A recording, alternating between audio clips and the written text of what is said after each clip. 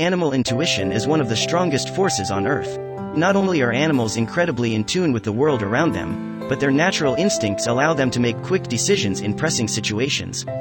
While some applications of this intuition may seem trivial at times, it's during dangerous situations that this trait proves to be the most useful. When a California woman's dog was acting strangely after being put outside for the night, she assumed that the dog was just bitter over being made to sleep in the yard. Little did she know that he was upset for one very important reason. When Nana Chaichanda of Stockton, California brought a baby pit bull named Sasha into her home, she initially had reservations. With her 7-month-old daughter Masaila also in the house, Nana was nervous about how the dog would behave around her baby girl. But Nana was convinced that, with the proper training, Sasha would grow to be the perfect playmate for Masaila. As it turns out, Nana's intuition was completely right. With each passing day, the bond between Sasha and Masaila grew until the two became inseparable. In fact, Sasha was so protective of Masaila that the dog wouldn't even let her take a bubble bath alone. Now that Sasha had officially become part of the family, it wasn't uncommon to find her snuggled up in bed alongside Nana and Masaila. But one fateful night, Nana decided to do things differently. On June 6, 2018, Nana decided to let Sasha sleep outside in the backyard. Being that it was a warm summer's night, Nana figured that the dog would enjoy getting out of the stuffy apartment and into the fresh air. Soon after putting Sasha outside, Nana took Masaila to their bedroom and the pair was asleep within minutes. But it wasn't long before Nana was stirred awake by an unexpected sound, a dog barking. At first, Nana wrote off the barking as that of a neighbor's dog. After all, Sasha had never been one to bark, especially as loud as the dog outside. But as the frantic barking continued, Nana knew that something was wrong. She hurried downstairs and threw open the back door, where her fears were confirmed.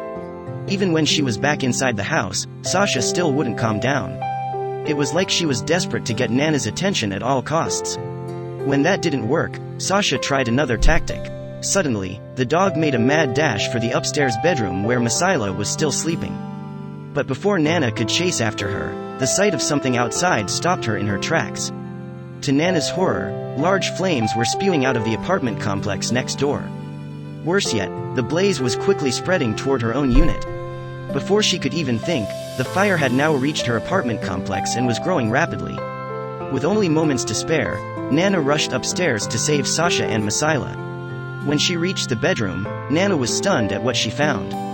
Not only was Sasha completely calm in the face of such great danger, but she was trying to save Masaila as well. Gripping the infant by her diaper, Sasha had managed to pull Masaila out of her crib and was carefully trying to drag her out of the room. Nana grabbed Sasha and the baby and dashed out of the apartment. As soon as Nana and her family had safely left the building, she called 911. The fire department arrived within minutes, and after rescuing the remaining tenants in the apartment complex, they began fighting the massive fire. It took several hours for firefighters to completely extinguish the blaze, but when the smoke finally cleared, the tenants were relieved to find that many of the units hadn't suffered severe damage. However, the same couldn't be said for Nana. Because Nana's apartment had been so close to the initial fire, her entire unit, and everything in it, was destroyed. With their home and their possessions lost, Nana and her family were forced to move in with her aunt. But that's not all. Nana's aunt's apartment building didn't allow pets, so Sasha had to be separated from Masaila and kept with another family member. Even though Nana brings Masaila to visit often, it's clear that Sasha really misses her best friend. Since the fire, a GoFundMe campaign was started in order to help Nana and her family rebuild their lives. They're still trying to pick up the pieces of what they once had, but Nana knows that without Sasha, she and Masaila wouldn't be here today. Without her, we probably would have never made it out, Nana said of her heroic dog. I owe Sasha my life, she saved us all. She is our hero. If you enjoyed this story, wait for our next story, starting in 10 seconds.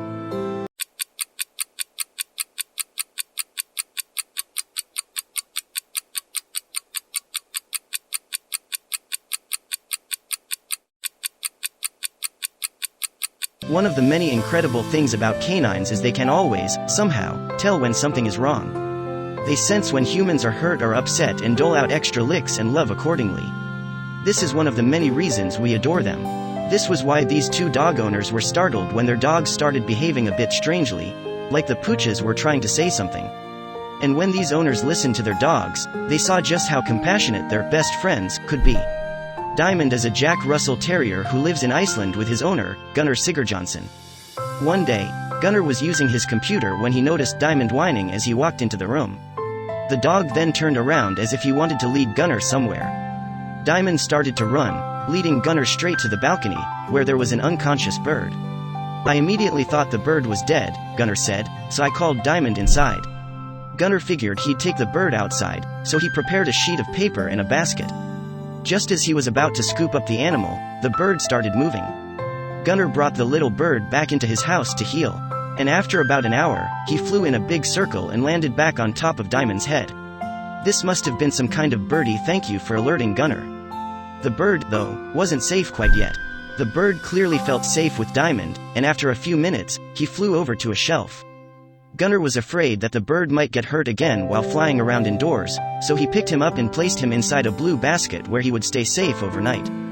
Gunnar named the little bird Bibi. Once Bibi seemed back on his feet, Gunnar returned him to the balcony. But Bibi didn't want to leave just yet. More than an hour later I looked outside, said Gunnar, and saw the bird exactly where I had put him. So, he returned the little guy to the basket.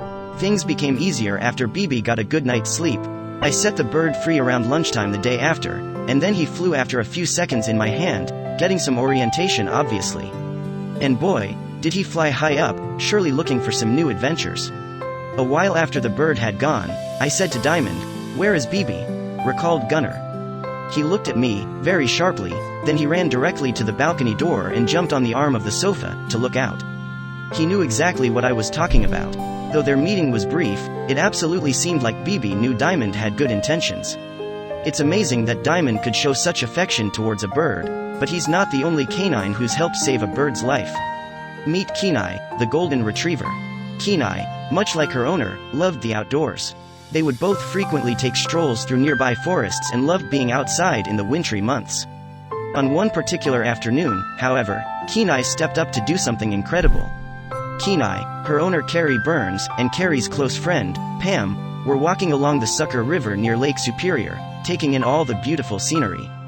Not too long into their journey, however, Kenai started barking frantically at something close by. About a dozen yards away from the group was a bald eagle. He was lying in the middle of the snowy forest floor. He didn't look like there was anything wrong with him, but Kenai seemed to have an inkling the eagle was in some sort of trouble. Carrie and Pam started to slowly make their way to the bird, and as they got closer, the eagle simply hopped along the river bank. Something wasn't right. Since it was so late, Carrie and Pam planned to return the next day with more help. But, would the eagle still be there? Early the next morning, Carrie returned to the river with some bald eagle rescue professionals from the Minnesota Department of Natural Resources. He was still there. The rescue workers knew how to safely handle birds who needed help, and they had all the gear necessary in case the eagle started acting out.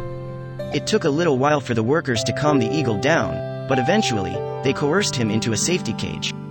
Carrie was amazed the bird was still on the river bank after all those hours. There was clearly something wrong with him, so they brought him to the Wildwoods Rehab in Duluth, Minnesota, to find out what. A woman named Peggy Farr was the first to examine the bald eagle. She noticed it was slightly underweight, but it wasn't anything to be extremely concerned about. He clearly had eaten somewhat recently. Farr also noticed the eagle's left shoulder was somewhat swollen, but luckily, not fractured. After Farr gave the bird a thorough physical examination, she passed him along to another worker who wrapped him up in a blanket for warmth. He'd been lying in the snow for so long that many of his feathers were frozen, and they needed to thaw out. Farr eventually came up with a theory as to what happened. During hunting season, it's pretty common for animals to pick at dead deer who still have the lead bullets in them. Occasionally an animal will nibble at meat that has traces of the lead, and they get lead poisoning. This can drastically slow down their reaction speeds. Had this been this eagle's fate? After the bald eagle's short stint at Wildwoods Rehab, he was transported to the Raptor Center in St. Paul, Minnesota. The Raptor Center specialized in caring for birds of prey such as eagles, hawks, owls, and falcons. They'd be able to confirm once and for all what was wrong with their new winged resident. Lo and behold, the Raptor Center confirmed the bald eagle had lead poisoning, and there was also a soft tissue injury on his left shoulder. Luckily, the eagle made a full recovery. Many birds that consume lead die, so this was great news for the center. Once the eagle was fully recovered, he returned to the wild, and he had Kenai to thank for it all. Diamond and Kenai sure are amazing canines.